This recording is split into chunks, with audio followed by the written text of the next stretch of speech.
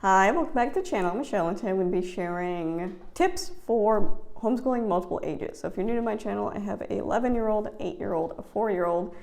This is our 4th year of homeschooling, so my oldest did public school K through 2nd grade. She came home for 3rd grade. My middle and youngest child have been homeschooled from the beginning, and I thought I would share some tips on this because I saw a comment on a post recently asking for, age range, best time to have kids, all how you handle that. I thought I'd make a good video.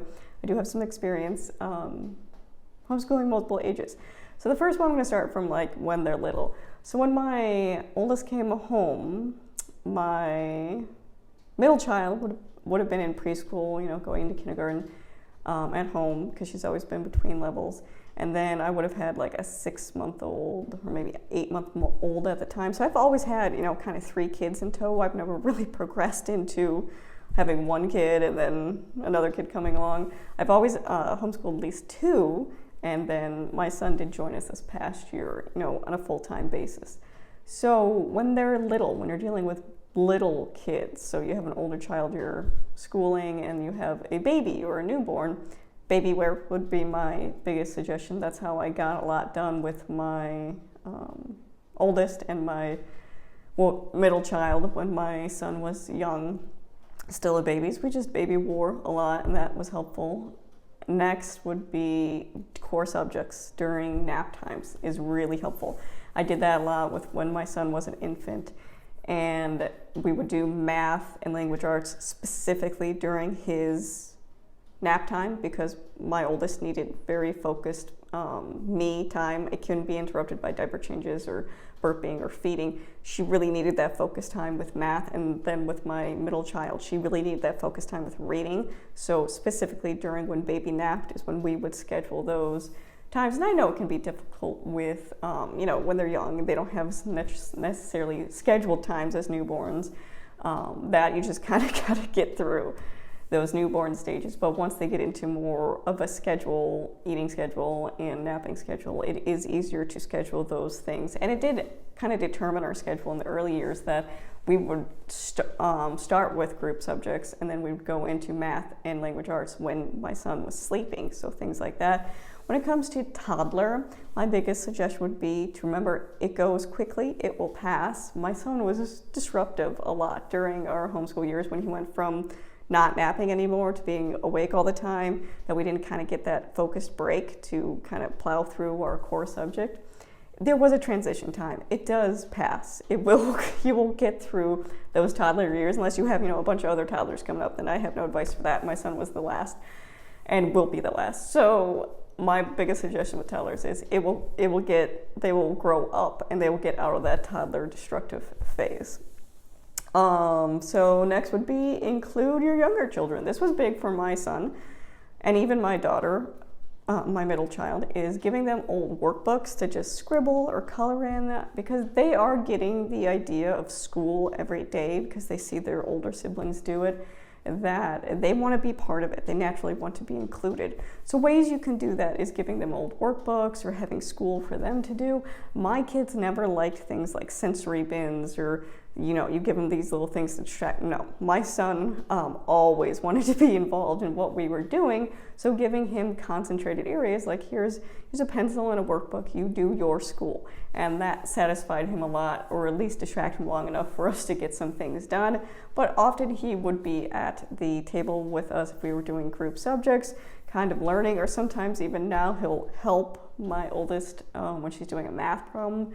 She'll ask him a math problem, he'll think about it, and he'll write some numbers down and then give it to her like he's a helper. So including them, I think, is a big thing, because I do think they see this as attention, because it is. You're giving focused attention to your other children when you're homeschooling. They want that attention too, which is another tip I would give, is that definitely start off by giving, if you have older kids homeschooling and you still have younger kids who aren't in the homeschooling mix yet, give those younger kids some attention and love before you start homeschooling, if possible. I know it's difficult when you have littles and it's crazy mornings, but kind of filling up their bucket to begin is helpful, and they feel like they're getting that attention too.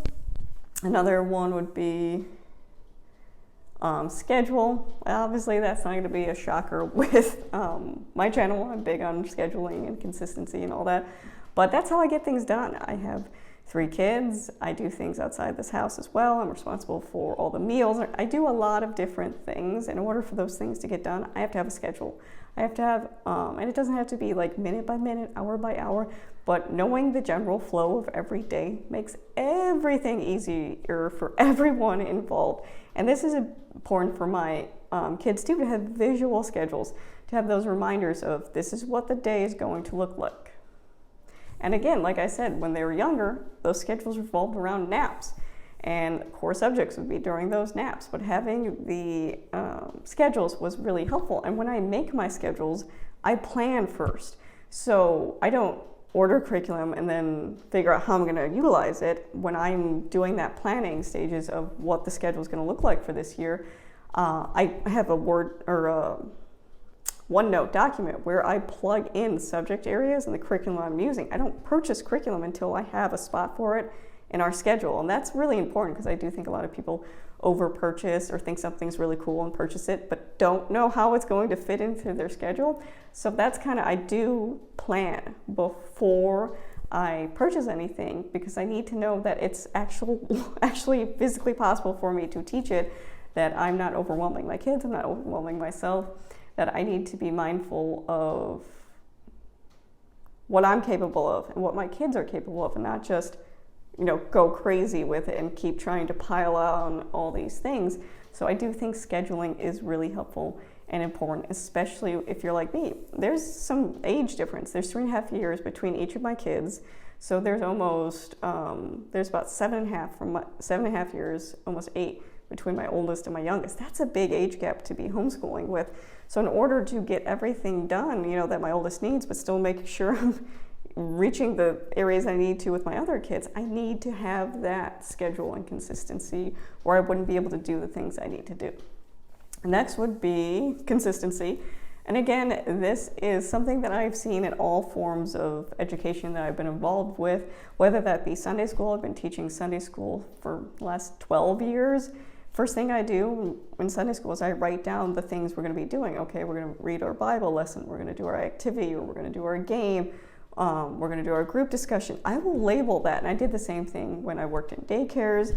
I would start the day by kind of listing how the day is going to flow. When I worked in a private school for about 5 years, again, I would always start with what's the schedule going to look like, because that consistency is very helpful to kids, that they know.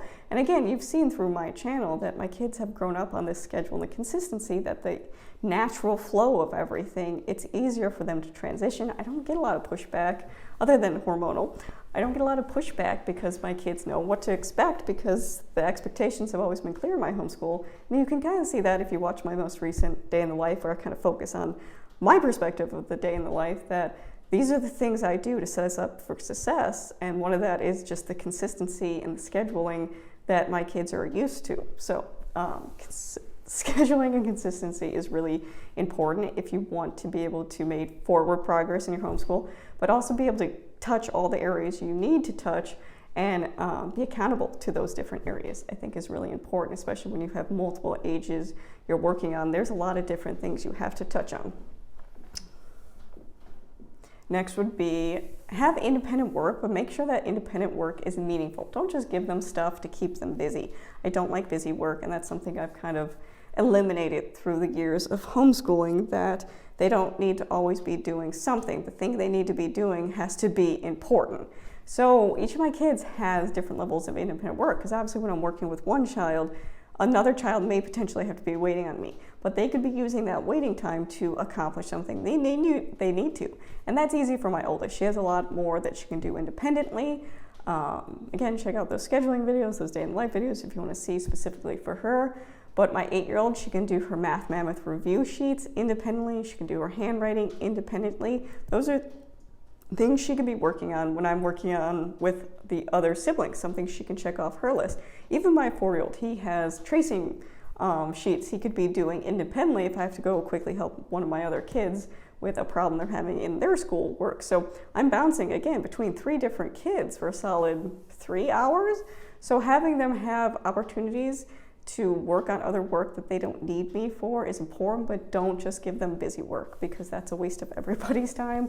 Have it be meaningful, whether that be working on retrieval practice, review. My middle child could be looking at her Spanish flashcards during this time. Use the time you have wisely. Another tip I have is prep ahead.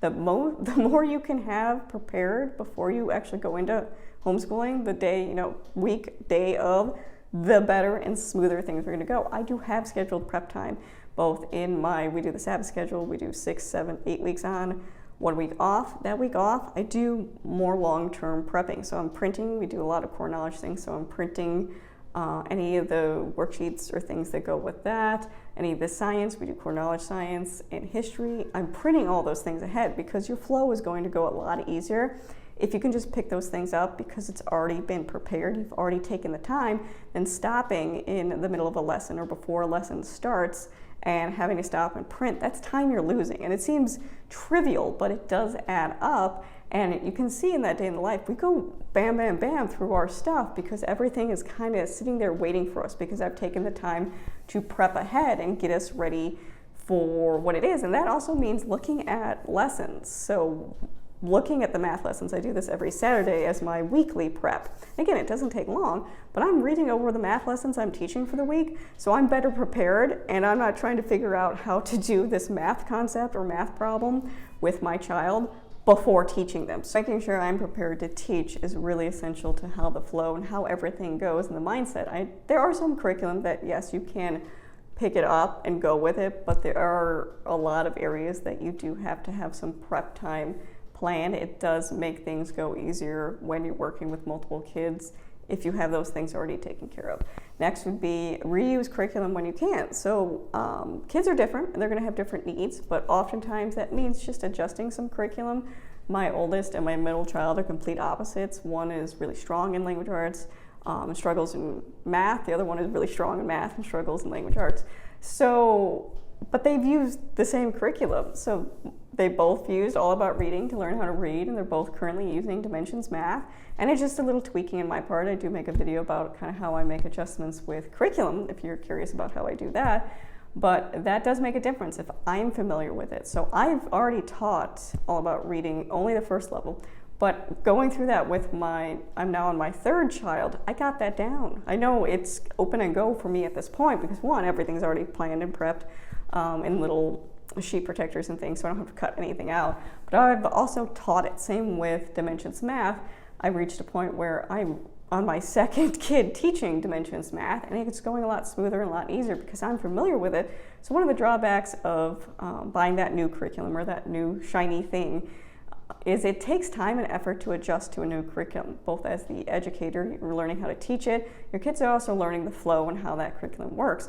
If you're consistently using the same curriculum, if it's working really well for your family, then they do benefit from that they know the flow, they know what's expected for them when they sit down for a lesson, they know how it's gonna go, and it does make things run smoother for both your end and their end if you're familiar with the curriculum in the past.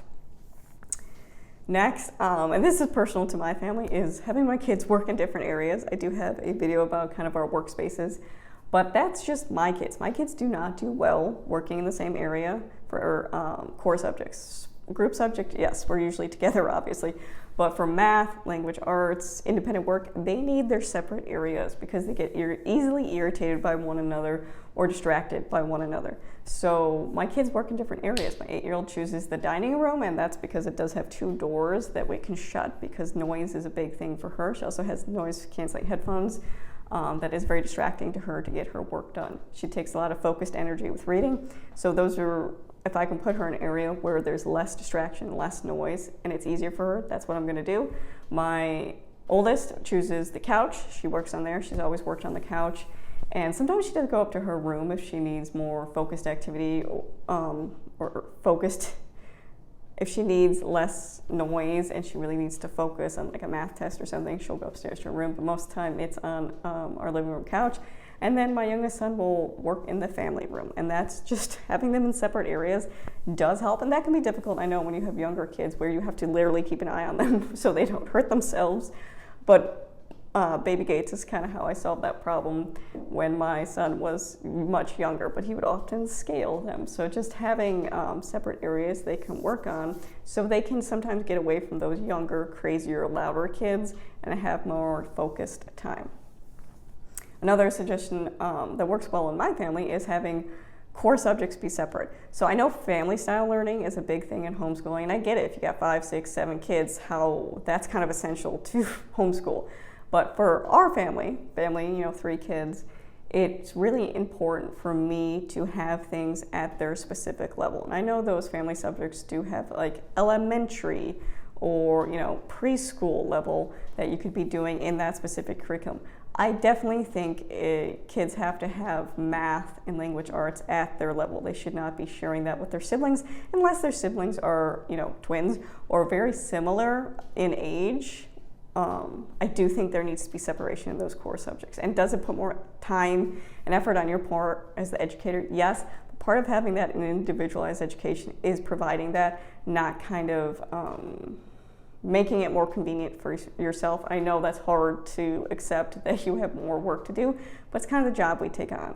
That, there's no reason, even if my kids were closer in age, 3.5 years between my oldest and my middle, is a pretty big gap when it comes to language arts and math. There's not a lot they can do together. And I think if you do have kids in a similar age, there's a lot of natural competition, and that can be negative, that they're comparing themselves to one another, especially if you have an older child or a younger child dynamic, that they're always going to be comparing themselves to their sibling naturally.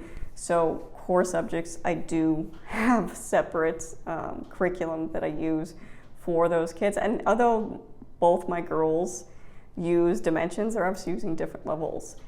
And I think it's important that they have that kind of sense of independency, that they're not comparing themselves to their siblings, that they could be at a different level. And I think family style doesn't go in depth enough for those kids to get what they need at that level. So for group subjects, I do think it's possible to do it a little more easier. We've done history and science, social justice as a group subject the last 4 years of homeschooling. But that's going to change. Next year, my oldest will be in 7th, and my middle child will be in 3rd. There's no way that they're going to be doing the same science curriculum. There's just too much of a difference in the levels that we're hitting that it's going to have to split off. But in the past, I was able to use core knowledge and choose a grade that fit both of them and just adjust my expectations for that child in it. But again, they're not doing a lot of written work. They're not doing a lot of what you would do in core subjects, foundational work. A lot of it's discussion, a lot of it's just going over information, exposure to information, while core subjects is more foundational information. So, but even being that said, like I said, next year is going to look different in how group subjects is going to look, and being mindful of not dumbing it down for my younger kids so they can join us while my oldest is not getting as much as she can, or being challenged enough, or the other way around where it's too challenging for my younger kids and they can't keep up, or it's completely over their head. That's just wasting their time too. So being mindful of your kids' ages and levels is really important. Next would be having your kids be comfortable waiting on you. This is something that's just learned behavior, obviously. I start at 8:30 every day with my 4-year-old, and he's usually done by 9:10. My girls will often start at 9, and then we'll usually be done by 12:30, but that's with a lunch break in there. But my oldest has decided to start earlier these days because she likes to get done earlier. But with that, she needs to understand that I'm not going to be available until that 9 a.m. time to really help, because I need to focus with my 4-year-old for that 45-minute time frame. So she's comfortable with waiting. She has her independent work she can work on. She knows she can go to that because, again, years of scaffolding independence. She knows what she can work on, but having your kids be comfortable waiting, and unfortunately it's usually my middle child that ends up waiting between them, because I'm trying to, as you know, a 4-year-old takes a lot of focused energy and time for their schooling, while my 11-year-old can do a lot more independently, but my 8-year-old's right there in the middle where she needs me there and can't really continue on until I'm there. But they have to learn how to be comfortable waiting until mom is ready or dad is ready, or whoever is educating ready to help you with the next problem. One tip on my end would be to focus on just homeschooling during those hours. Like I said, 8:30 to 12:30. That's all I'm doing. I'm not checking my phone. You can see my daily life. I don't play with my phone. I'm not checking YouTube. I'm not checking Facebook. I do have a time during my day when I check those things. And again, scheduled in there. But distractions for you is really important too. I chose to homeschool, so I need to make this a priority in my house. And some of you will be like, well, what about, cleaning and laundry and all the other things you have to do? Again, scheduled. I have those things scheduled out that there's a time to do it. Usually the kids and I take care of our chores prior to homeschooling because my kids get up really early and they have different allowance and chore systems. You can see all those things on my channel if you're curious. But front loading our chores and then going into homeschooling and then everything's done by the end of the day. But that sometimes means you have to leave a sink full of dishes if that's the case, because what's more important, getting that sink full of dishes done or covering math for the day? Because it's really easy to be like, well, we missed this lesson, we'll just catch up tomorrow, and then tomorrow never really happens and it just becomes a snowball of inconsistency. So making sure you're prioritizing homeschooling over other things in your life. I know a lot of people are like, homeschooling is our life. That's great, but the education needs to happen consistently on a daily basis to make forward progress. So my suggestion would be to really hone in and focus on homeschooling during those hours and cut out all the distractions outside of it. Next would be a reminder to switch gears when you're going from one kid to the other. I do have this with my two oldest kids because, again, they're complete opposites. My oldest in language arts, I was looking at things for my 8-year-old coming up because, again, they use similar things, but I've taken a different path with her on language arts because of it's necessary that there are things I can tweak, absolutely, but she's on a different path than my accelerated language arts older learner. So I've had to kind of switch gears and I'll look at something and be like, well, that seems awfully easy, but I'm coming from the mentality of working with my oldest. And a lot of it is my experience with my oldest. And I need to remind myself that this is a different child in front of me, that this would be incredibly easy for my child oldest at this age, but that's not the child I'm talking about. To really switch gears and think, how can I best address it for this kid? It's not always switching curriculum. Sometimes it's, like I said, adjusting it, but being able to put yourself in the mindset of that specific child in front of you instead of kind of glossing over that this works for every single child. It can, like All About Reading Dimensions has worked for every single one of my kids, but there's been tweaking within those specific areas, and remembering to teach the child in front of you is really important. The last thing I'm going to share is standardized testing. This has been helpful in my homeschool. We did last year, we did map testing, and I think this is important because when you're working with multiple ages, especially if you don't have a background in teaching or working with these age groups, it's easy to miss things, and sometimes that can happen with the best intentions. So when I did map testing last year, I noticed that although my oldest is accelerating in a lot of language arts areas, in writing mechanics, she needed more work on. She was sloppy with punctuation and commas, things like that I needed to focus more energy on that. So that let me see an area she needed to work on. And I think because sometimes we're so close to it, we don't always see what's going on, or it's hard for us, especially if we don't have background in education or teaching or a lot of experience working with kids, that it's easy to miss things because we're too close to the situation. So I do think standardized testing is helpful in finding those weaker areas, that, those gaps that have been created throughout the years, that especially if you're using consistent curriculum, it is still possible to get gaps if they haven't covered a specific area really well, that you're addressing those. And that's helpful. Even with my 8-year-old, she has struggled with reading in the past, and that map test helped me kind of isolate specific areas that I could focus on that would help her in that area. So I do think having outside testing is helpful when you have multiple age group kids, because it helps you narrow down some of the areas you're missing or not aware of as the educator. So those are some of my tips I've learned in the last 4 years from homeschooling multiple age of children. If you have any tips that you have found really helpful, especially as you have kids that get into middle school and high school and you still have younger kids, I'd love to hear those, because those kind of the path I'm going on now. If you have any questions, let me know. If not, thank you for watching.